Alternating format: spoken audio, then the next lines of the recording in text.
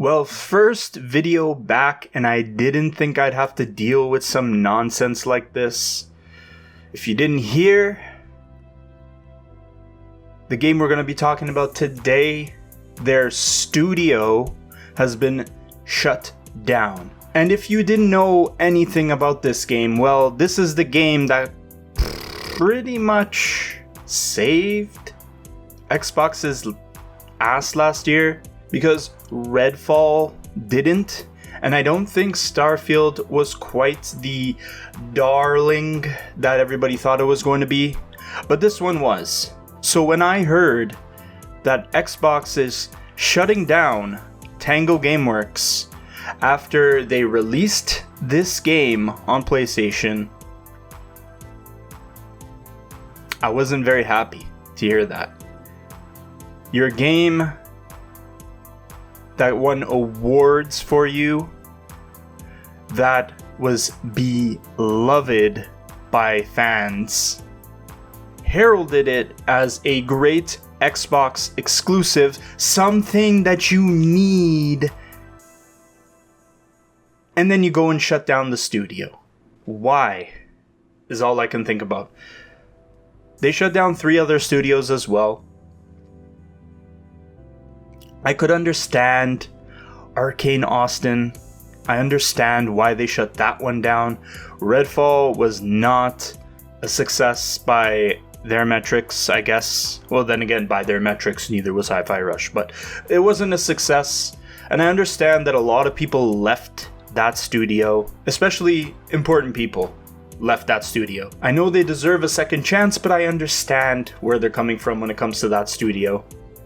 But Tango Gameworks did nothing wrong, and they shut it down. Other than the game not selling as many copies, or maybe not pushing Game Pass hard enough, they did nothing wrong. They put out a successful game that was awarded to heck, and it just sucks. This is an awful precedent. A studio can't put out a game successfully that's critically acclaimed and still survive. But it's especially egregious when it's shut down by a company that was willing to spend $69 billion on Activision, and they're evaluated as a $1 trillion company, and this is the studio that needs to get cut? This one in particular? Out of your whole portfolio, this one? The one that saved your ass last year? It's disgusting. It's an awful precedent. Awful precedent. I'm done rooting for Microsoft. I'm done. The Toys for Bob thing was a mortal wound, but that studio is still around, and they're still going to make games for Xbox. This studio is gone. So what we're going to do is we're going to celebrate Hi-Fi Rush by taking a look at the trophy guide, give it its due like we always do on this channel. I'm not a news channel, I am a Platinum Trophies channel, so we're going to do what we always do, and we are going to take a look at Hi-Fi Rush and celebrate it. Because Xbox sure as hell didn't when everybody else celebrated the hell out of it. It's disgusting. Pisses me off. But anyways, let's take a look at Hi-Fi Rush and its trophy run. Okay, focus. Let's start with at the top, 7 out of 10. Whoo! This one is going to be pretty difficult according to this guide. 5 playthroughs, and that's because the difficulties don't stack like normal games do, which kind of sucks, but the game is short, so you can beat it. And even with it being short, we still got a 60-hour platinum according to this guide to go through these 5 run-throughs. And the guide says you're going to want to start by beating the game on normal or higher and aim for S ranks, and missables is collectible stuff that you would miss while playing it. I don't think there's any missable trophies. They didn't mention any up here. But you're going to look for collectible stuff. You don't have to collect them all because you can use New Game Plus and go on a lower difficulty after that and go clean up collectibles. And that's stage 2, where you have finished the game on easy while collecting all collectibles. Spectra doors, we're going to take a look at that and see what that is, and more S ranks. So let's see where the trophies for the S ranks are. I believe it's this one. What a journey it was. Complete the Wall of Fame in the hideout. And basically this is where you're gonna have to get your S ranks, because, and in order to do it, in order to complete the Wall of Fame, you have criteria here. It basically means you have to defeat every boss in the game without getting hit. Oh, okay. This is already a rhythm combat game. You have to be very good at staying on the beat of the song, so that has a level of complexity to it. Earn an S rank on every level at every difficulty level. Now, this does not mean you have to S rank everything. There is a system in here where you are ranked on 3 different criteria. It is score, rhythm timing, and time spent fighting. You only need to S rank one of these criterias for each level on each difficulty.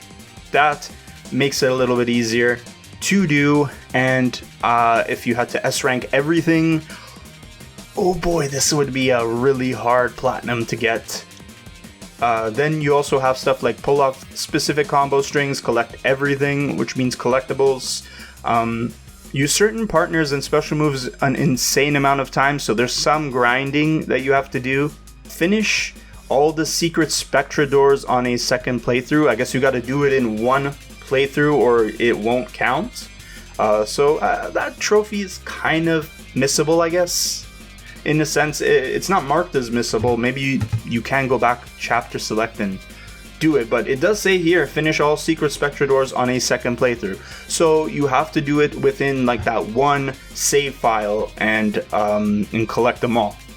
Finish the Rhythm Tower a minimum of 2 times while earning an S rank and not using items. So that gets a little more harder as well. And it says pick up trash. I'm not sure what that is all about, but that's another thing.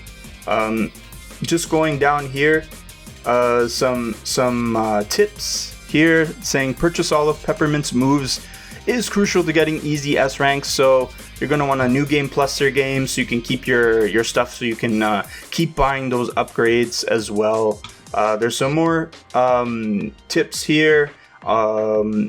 Says here that you want to get your Rhythm Meter Rush to level 3, Peppermint Shock Jump, Macaroon's Lucky Punch level 1, and that makes up a very good loadout that you're going to want to carry with you in the whole game. So I guess that's going to make things easier to S-rank stuff. And there's plenty of tips here and guides in this trophy guide. I will link it down below so you could check it out for yourself to take a quick peek at it.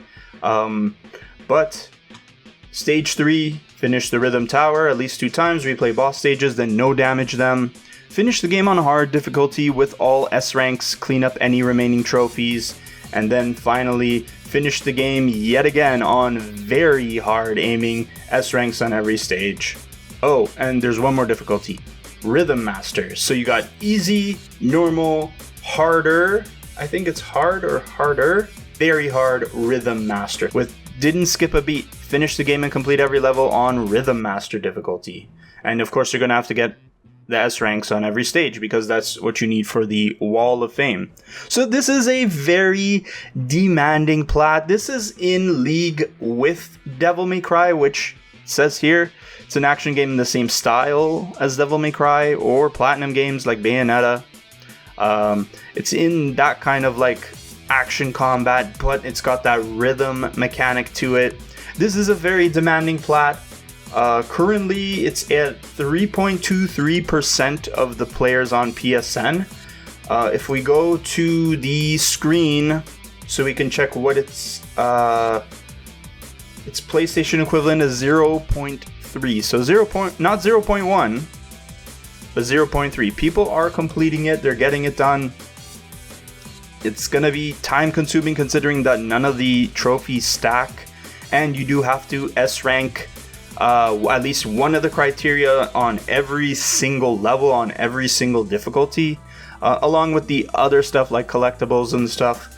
And I think they added a trophy set. Yes, Arcade Challenge update. So there are more trophies in a DLC trophy set where it says BPM Rush, which I believe is a survival mode, I think. And you have to be done on easy, normal difficulty. You have special attacks to unlock. Clear BPM Rush on EX mode. So that's probably the highest difficulty if I had to take a guess. It's a 0.2%, so it is one of those tough trophies as well. Defeat the main game final boss wearing the low budget costume for Chai with guitar and 808. 0.2, maybe you have to unlock that first. But there we go. Hi-Fi Rush. It was very interesting to me when it came out. On the wrong console, of course, because I do not have an Xbox. I don't see myself getting one anytime soon unless they can kind of fix things. But I think their reputation is down the drain now. I think Microsoft is taking over. I think this isn't over in terms of like shutting down studios. If I were Ninja Theory, who's coming out with Hellblade very soon as of recording this video, I would be scared because as soon as you port that game to the PS5 and finish that, maybe you won't be around, just like Tango Gameworks.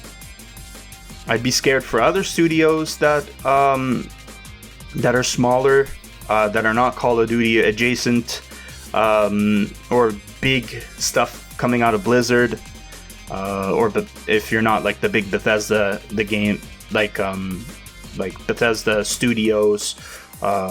Arcane Leon is safe, they're working on Blade, but you gotta wonder about these other studios that are smaller, if they'll still be around within 5 years time after their games have come full circle. You gotta wonder about that stuff.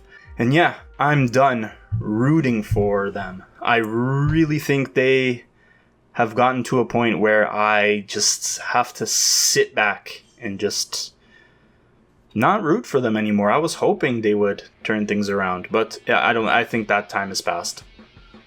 Goodbye to Tango Gameworks.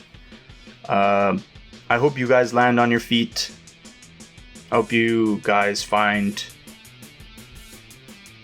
a place where you can be respected, a place where you can explore your creativity, and not have to deal with this corporate bullshit. Absolute corporate bullshit that is just a thing Microsoft does, to be honest. Let me know what you guys think down in the comment section. Are you going to go for the Platinum for Hi-Fi Rush? Let me know any and all thoughts down below. I hope all your trophy hunting expeditions on the beat of the music go incredibly well. Peace out to you and to everyone who worked on the Hi-Fi Rush game, the Ghostwire Tokyo game, the Evil Within games, and even those other studios that worked on projects like Dishonored or Mighty Doom or any and all of their projects. Peace out to you guys. Don't give up. Keep working hard. Keep fighting for what you believe in and for your right to be creative and make these games that these stupid ass corporate companies just really don't understand how important they are.